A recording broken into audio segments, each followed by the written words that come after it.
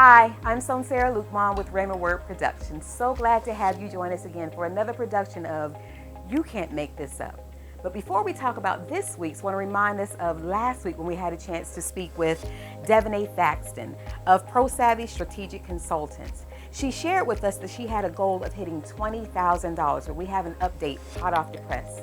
She hit it. Not only did she hit that goal, she has already hit $10,000 this month with 3 additional prospects. We want to thank God for his faithfulness over her business. So now this week, I had a chance to meet with a true person who has overcome things in his life. Talking about from incarceration to liberation, Josh Proby. So sit back and take a listen about his story and what he's been able to accomplish in 3 short years since his release. Thank you for joining us on this episode of You Can't Make This Up. And our listeners will walk away from here prayerfully encouraged and like, wow, that really mirrors the title of the show. Even on the way here to this beautiful home, sprawling yard with generous living space. You can't make that up based on what we're going to talk about, how you got here. Even driving here, there was a street that referenced angels, and I was like, how appropriate. And there's this thing that says you are currently living at least one of your prayers you used to pray. Did you pray about being a homeowner one day? Absolutely. Okay. Absolutely. Did you envision this? No. Okay. All right. All right.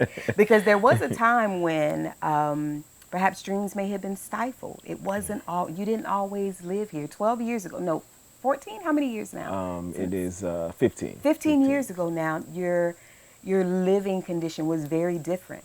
Right. Very different. 12 years ago, you were incarcerated. Absolutely. And, 15 years ago, you were incarcerated and served how many years? 12. Okay. 12 years. All right. What landed you in prison? Prison was just a lot of pain. Just a lot of different things had arise that was internalized that end up coming out as irrational cries for help. So just asking for help, but doing it in an irrational way, just because not knowing how to process certain emotions. That's rich. And I would bet to say that a lot of viewers can either relate to that or have heard that from someone else, or that gives them an explanation to, I raised him in church. Right. He went to church all the time. Yeah. He was in school, had good grades, graduated, yet landed in a direction that may not have been prayed for you. But we're here to encourage people that even once you come out of that, there's a lot to accomplish. Right. And that will be our focus today, because you have an impressive resume of what you've accomplished since there. Before we talk about all the things that you were able to accomplish, was there a task or skill, something that you learned even in that time of being incarcerated that prepared you for all of this that you're living out today? Absolutely. While incarcerated, I went to school for welding. Welding was the first thing from a job standpoint when I realized that I could do something good. With your hands. Right, right. So it was the first time that I knew that I could do something. I can accomplish something. My instructor used to always be super hard on me. And I didn't necessarily understand why. He was a white man, and I'm just like, yo, what is he on? I'm still coming off that shell, that hardness. So I'm like, man, what is this guy always hard on me for? So he said, you got a chip on your shoulder, and I see it.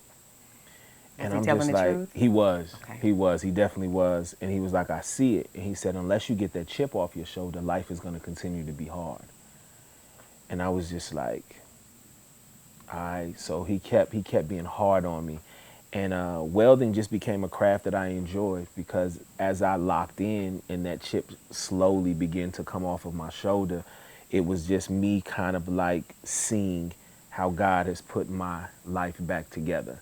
So it was a skill set that was also a way of me getting that chip off my shoulder. Good deal. And the analogy is interesting because welding is a part of, help me now, I am not an expert at this, but welding, you're mending things together. You Right. may be cutting some pieces off, Mm-hmm. so you physically and figuratively you were cutting off that chip, or or welding off the Mm-hmm. chip on your shoulder. That's beautiful.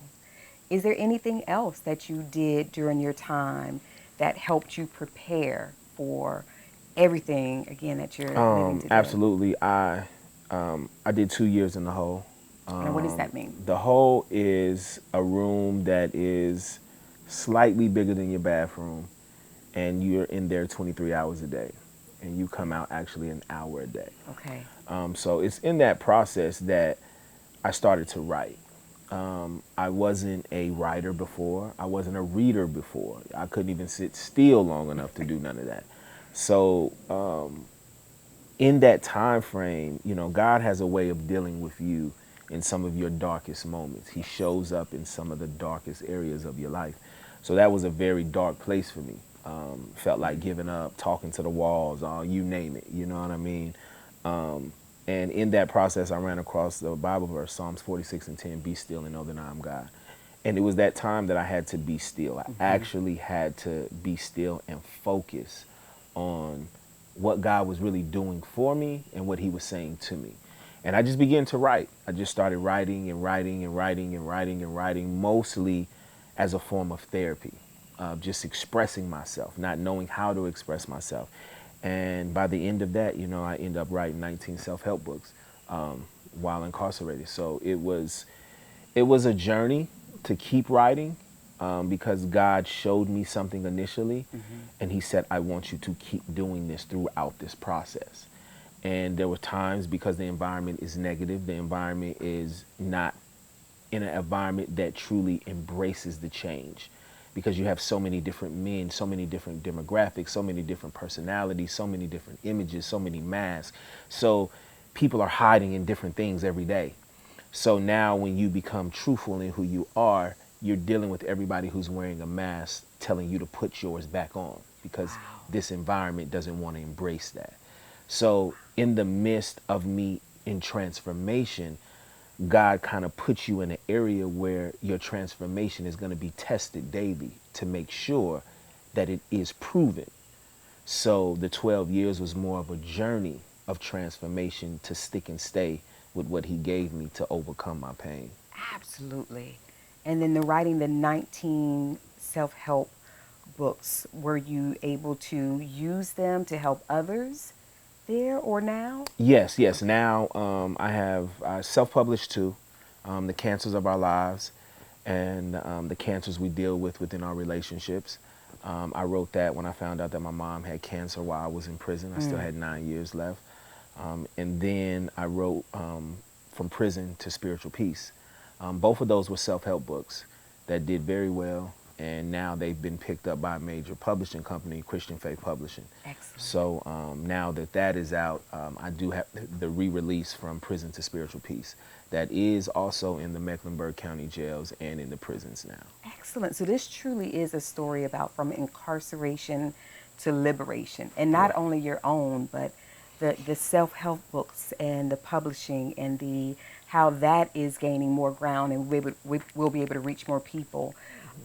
Will help liberate them and prepare them for when hopefully they are released too. Absolutely. So let's fast forward. So it has been 3 years? 3 years. 3 years since you were released, and a lot has been accomplished. And again, I started just talking about every day we're living one of the dreams that we prayed for. We talked about being a homeowner.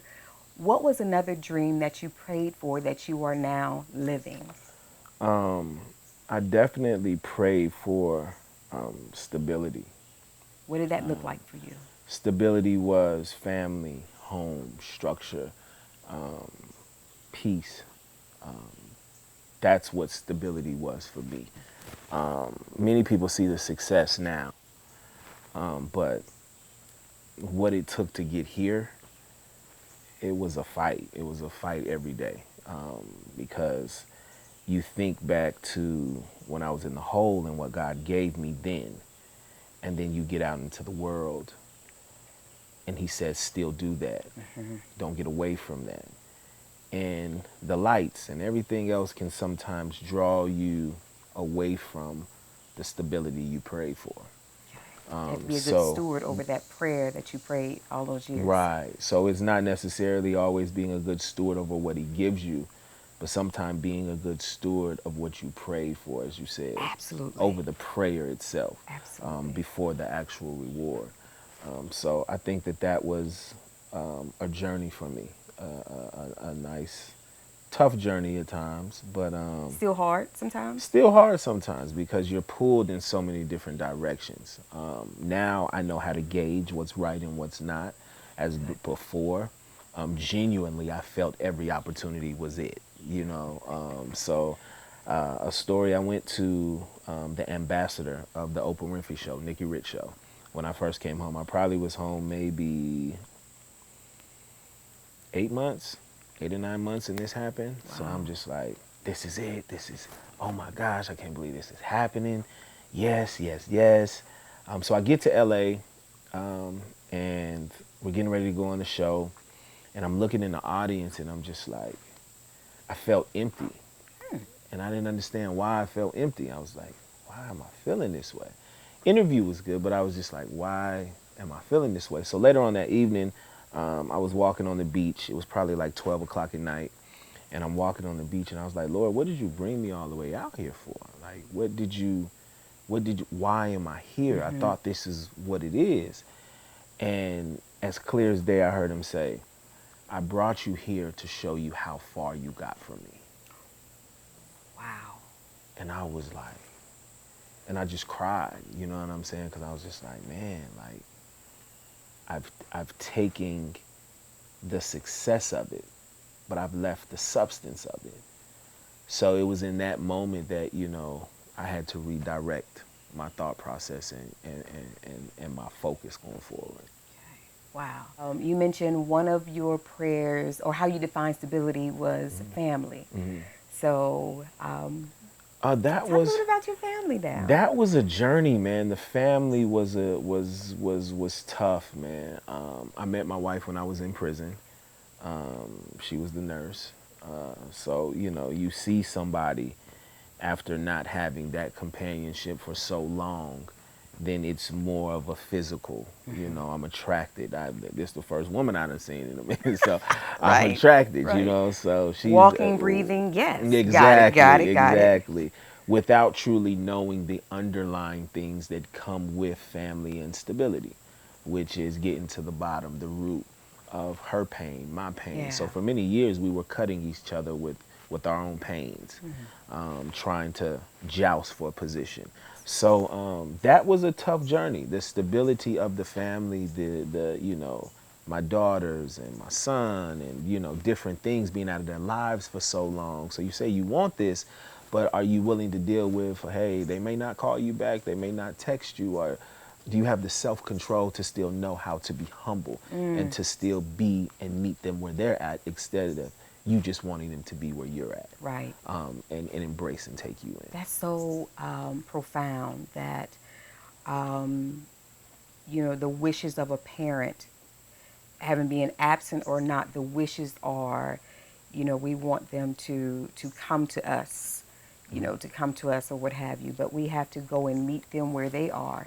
And like you say, be humbled and be prepared that they may not respond in a way that we dreamed about or what have you. Are they proud of Daddy today? Yes, they are. They show in their own ways. Yeah. My relationships with them are getting stronger. It takes time to be that father. Absolutely. And I realize that you don't just come in being a father. Right. You know what I mean? It takes time. So I'm appreciative of being a dad to them and growing to be a father. Understanding those growing pains, understand those differences, and give them the right so that they have that reserved space to say, nah, Dad, I don't want to talk about that right now. Nah, I ain't there. We ain't there yet. Yes. And to be okay with that and to say, all right, cool, but when you are ready, I'm going to be here to be able to answer those questions that you have. That's awesome. I pray that that encourages someone. I'm sure there's a family member of someone who's either recently released or incarcerated, or a person that is watching this and that will speak to them, will speak volumes to them. Not only have you physically fathered children, but you've also birthed many businesses and Yeah. accomplishments. And to name, if you said the welding, Right. and then let's just go down the list. So what else? What else? Well, welding will always be a trade that I Yes. love. That I eventually will evolve into my own business at some point. There was a trucking business? Yes. Okay. Trucking is the foundation. That was the first business that I started when I came home. After getting that up and running, employed 16 guys who were formerly incarcerated. Various So let's contracts. pause right there for a Uh-huh. second. How long before you got out and started the trucking business? I was probably out maybe 4 months. 4 months. Yeah. So 4 months from being released to starting your own business, Yeah. employing 16 gentlemen that were prior. Right, right. So in 4 months, I was going through the process of establishing it. Okay. So it was the LLC, it was getting my DOT number, it was getting everything that was supposed to happen with that. Right. So that happened first, and then after that happened, that's when probably a little bit down the line, once I came back from LA, and then that's when I was able to start employing guys through the contracts and various contracts that I had with different people. So that was the biggest thing. That was the trucking has been the foundation of my growth that has evolved every other business. That has evolved the clothing line, that has involved the books, the speaking, podcasts, just the various different things that has now been birthed through the foundation of the trucking. And even at the core of that is you're still serving others. When you wrote the 19 self-help books that were not only serving and ministering to you, but to others, to come out and then employ those that share a similar story.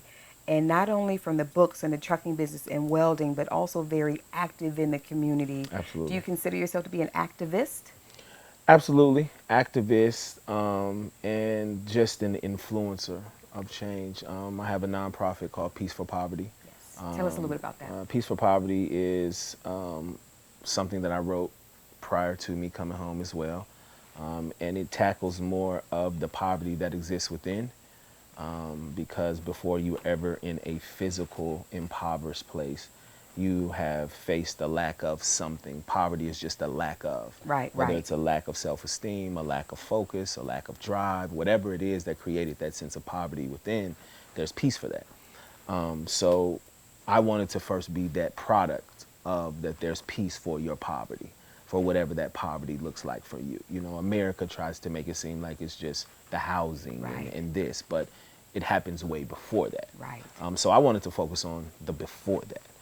So now we have the Next Great 50, which is been endorsed by the Mecklenburg County Jails as the first reentry program that's actually establishing businesses, restoring credit, and getting out with their web pages before they even get out of prison. So they have businesses, credit restored, and everything before they even get out. Excellent. And we also are doing that for the underserved communities.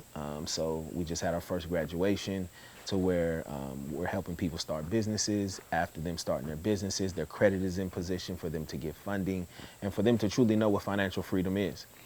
So that's one of my babies, should you say, that has come forth, that is actually being a driving force in the underserved communities. Still continuing to serve. You're serving others is the underwriter. If you kind of undergirds everything else to give from a place where you said originally you entered into jail because it was from hurt and pain and what have you.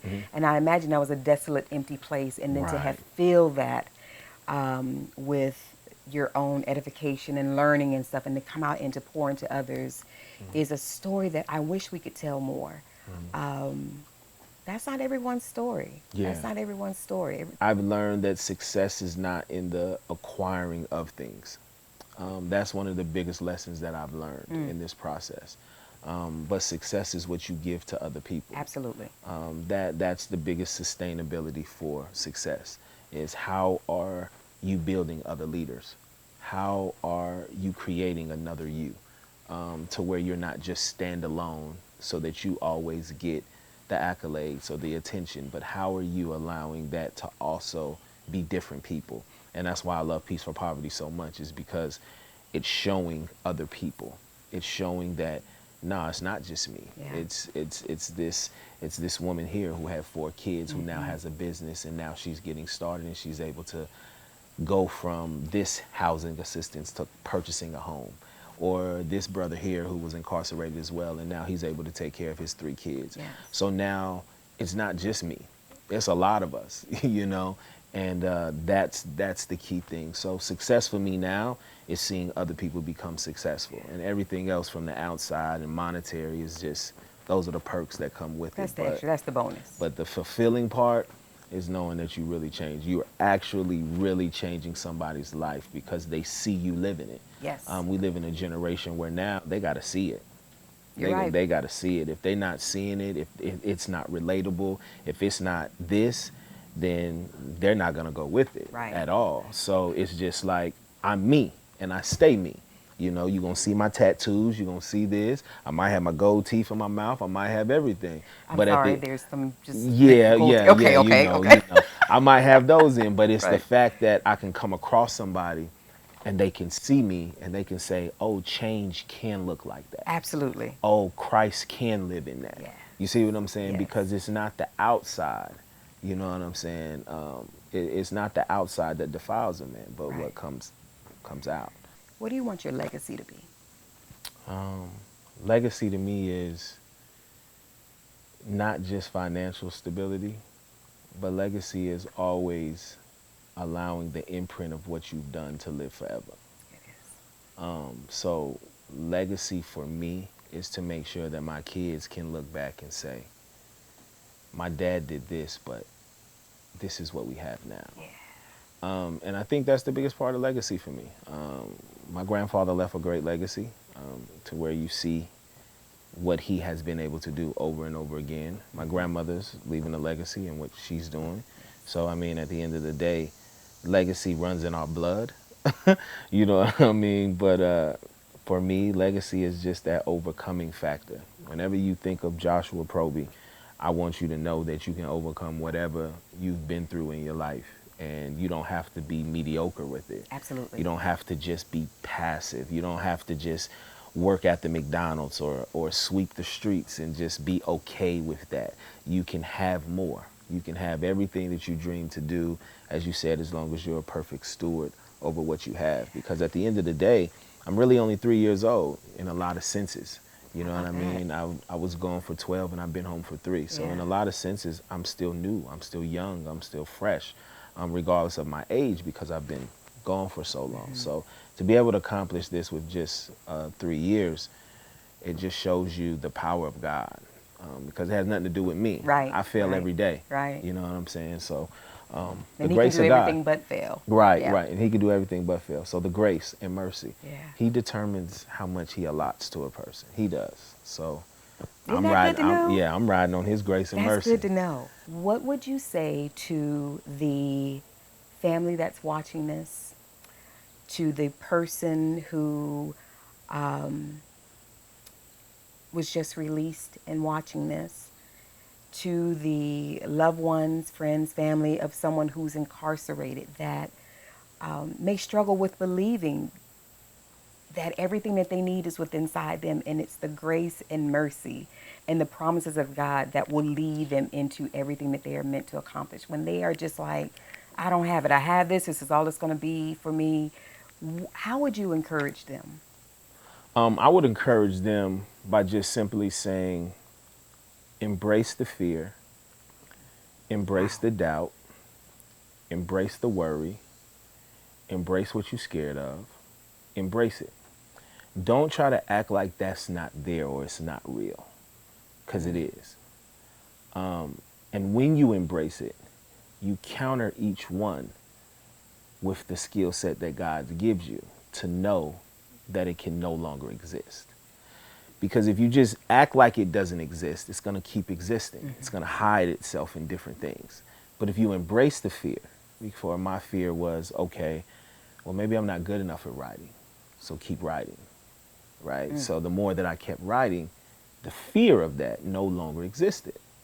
The worry of how I'm going to take care of my family when I get home and this and this and that, I embraced it and I educated myself. The more I became educated, I wasn't worried about how I was going to do it because I had the skill set. Yeah. I was slowly being equipped with what I needed because I didn't act like those things didn't exist. So I would tell them, don't act like they don't exist, embrace them. And if they say you scared, say, yeah, I'm scared. You know, if they say you nervous, yeah, say I'm nervous. Because it's okay. Yeah. Because when you identify that, then now you can counter that with an action. So the counter of that is what's going to determine the outcome. What a phenomenal and transformative story that Joshua shared with us. I mean, to accomplish so much in 3 short years since his release, to take the time that where he was incarcerated, to take that and then to use what God was telling him to set up all of these things that have been birthed from him since then. You definitely cannot make this up. Thanks for joining this evening. My name is Soancera Luqmann with Reynolds Productions.